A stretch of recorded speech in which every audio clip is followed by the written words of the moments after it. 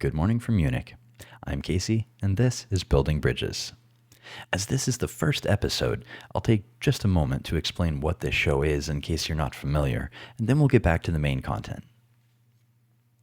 Building Bridges is a 12-week series that is a pilot program by One Stand Media.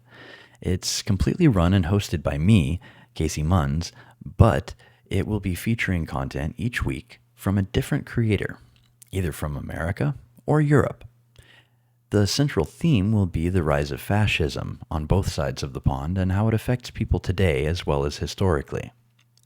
For the first episode, I'll be featuring myself, and my story will be about how I've gone from somebody that was barely voting in presidential elections to somebody that was protesting to somebody that's now got various digital resources online, and how I've come to the point that I'm starting One Stand Media and this series.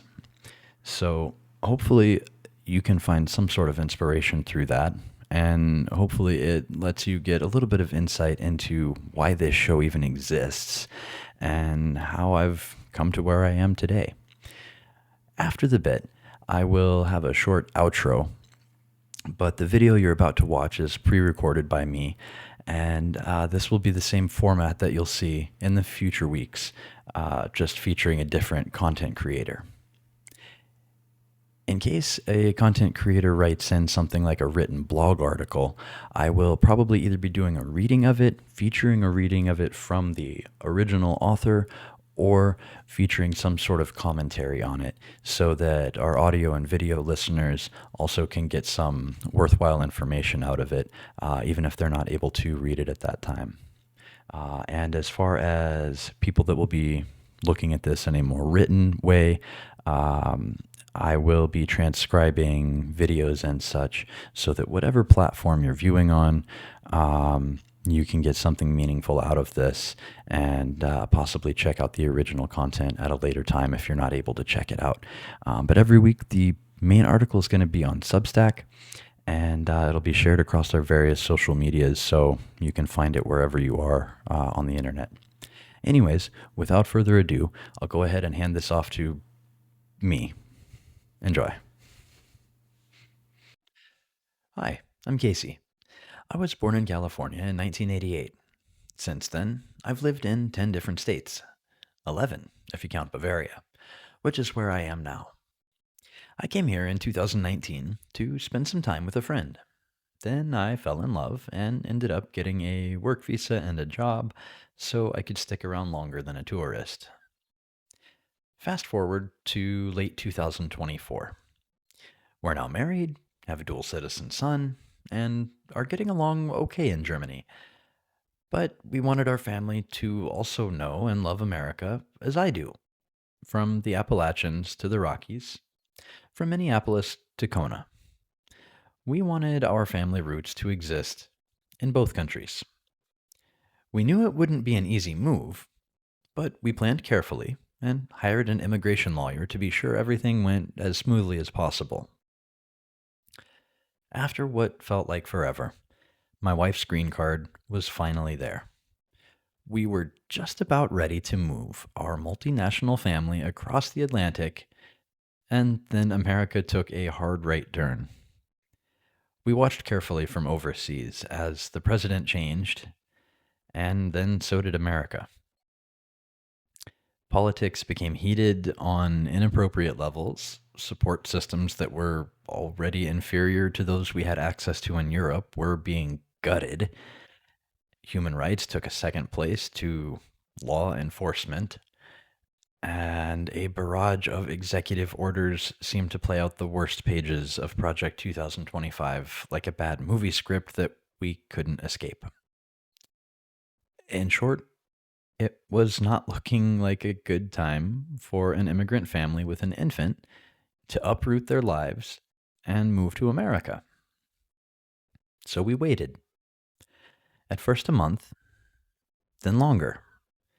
Then we began to realize that things were not going to get better anytime soon. We also began to realize that postponing our plans indefinitely was not an option either. After a few hard conversations, we decided to give up the green card, as well as all it represented, choosing instead to stay here in Germany. In the time it took to get my wife a green card, America had changed drastically. I would say it became unrecognizable, but my time in Germany had actually taught me to recognize exactly what America was becoming, and I didn't like what I was seeing. Now, I'm no history buff, but it's hard to ignore history when it surrounds you every day. I live an hour from Dachau, and I've spent time there, taking in the history. I walk part of a Nazi death trail when I take my kid to kindergarten every morning, and we walk past a monument to those who passed by and to the unknown. There are museums, monuments, and historic locations all around me here, echoing the lessons of a time that is not as distant as one might expect. One of the things that I found most interesting, though, is something that's spoken about much less than the obvious topics. Not the number of prisoners in the camps, not the terrible things that happened to them, not the destruction caused by bombs and tanks, not the countless blood of soldiers on both sides that covered the beaches, trenches, and hills. But what I personally found most interesting could be summarized by one display I saw at the museum in Dachau. It talked about the staged press visits that took place there and at similar concentration camps. During these highly orchestrated visits, they presented a false story for the press to relay to the people of Germany. It often made it look as though the detainees were receiving care, education, and respect, while the reality was much darker, as we now know. When I first learned of these things, it seemed that the public were too easily duped. It was hard to understand how such bold lies could be spread so wide and believed so readily. Surely people could observe these atrocities with their own eyes, right? But the more I learned about the mechanics of it, I came to realize there was a lot more at play than some dressed up headlines. Now, nearly a century later, I read headlines from America that tell me they are improving the education system. Healthcare is as good as it's ever been. Living is affordable and getting better every day. And immigration police are making our country safe, one criminal at a time. They tell me that people detained by immigration police get the best mental health care of their lives, good meals, exercise, and fair legal treatment before being sent back to their home countries. On the surface, it seems like good news. America must be doing great. The current president must be awesome. Then you turn your attention to the people actually living through the effects of this administration's wild changes, and you see that many headlines are crafted to counter or distract from real world atrocities. Someone gets shot in the streets by ICE, and the government justifies it within hours. No real investigation held.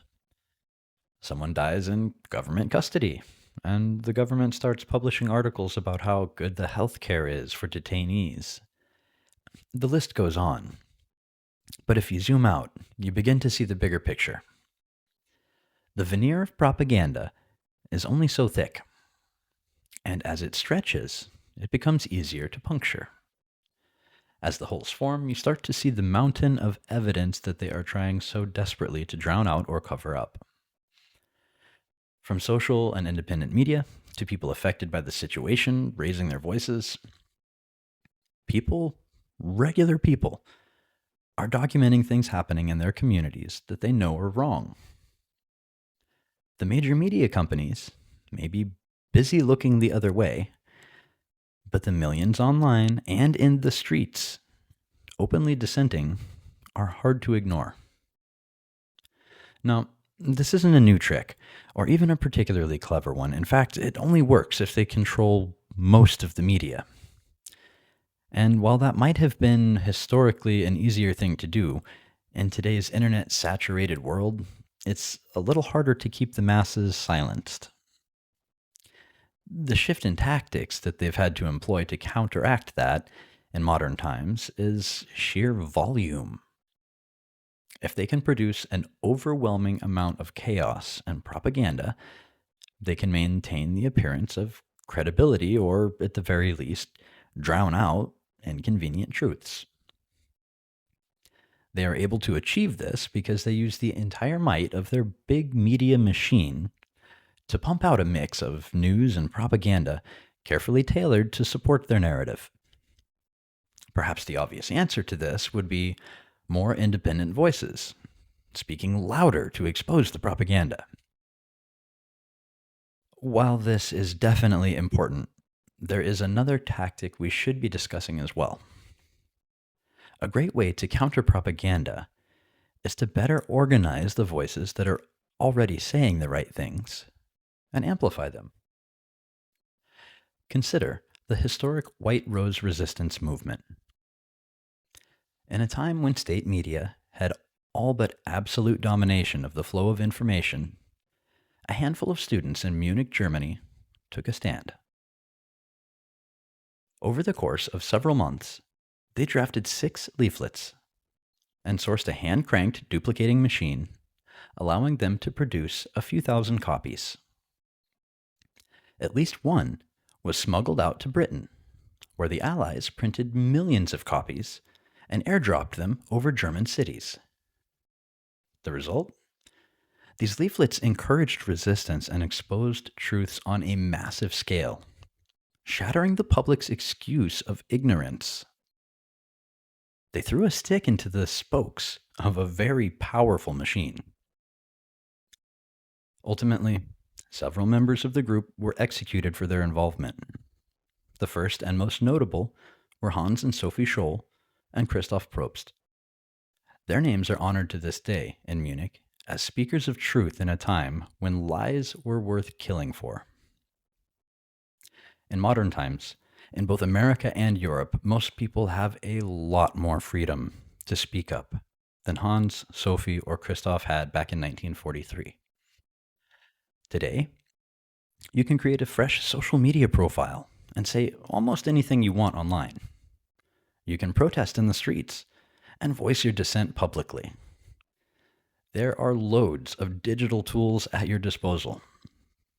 Times have certainly changed, but the principle remains. Taking well-crafted, honest information and distributing it meaningfully makes a difference. After giving up our green card and making the decision to stay in Germany, I started looking for ways to use the freedoms I have to do something meaningful. It began by attending my first protests, then some organizing work, then a long pause after overextending myself. I was trying to find a way to make my voice louder, but I had come to realize that my strength might be elsewhere. Perhaps I'm not the best at drafting or distributing pamphlets, but I believe I can build a good duplicating machine and turn a crank handle. With roots now on both sides of the Atlantic, I see a lot of common ground between continents when it comes to standing up against fascism and the propaganda that goes with it. I believe that the best machines I can build are the ones that connect voices on both sides, bringing like minds together. The first thing I built was onestand.org, which is a passive resource hub for Americans and international friends that are interested in staying informed about current events or getting involved in peaceful, legal ways to raise their voice. It has links to news sources, organizations, and a list of things you can do to get involved. I'll continue updating that as I have time, but it's been up and running for a few months already. The next thing I'm building is One Stand Media.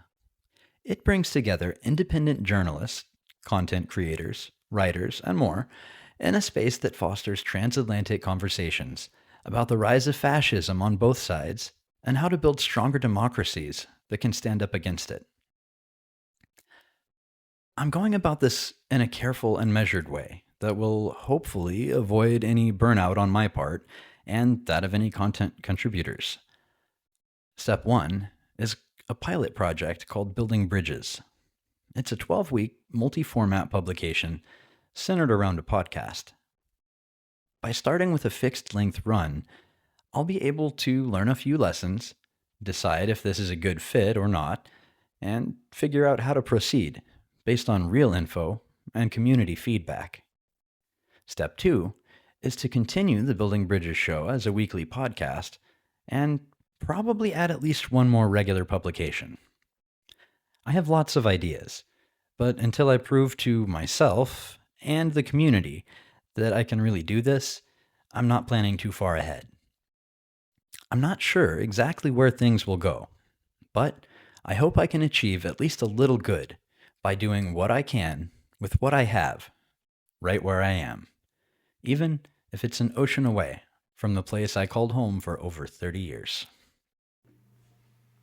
So, thanks for listening.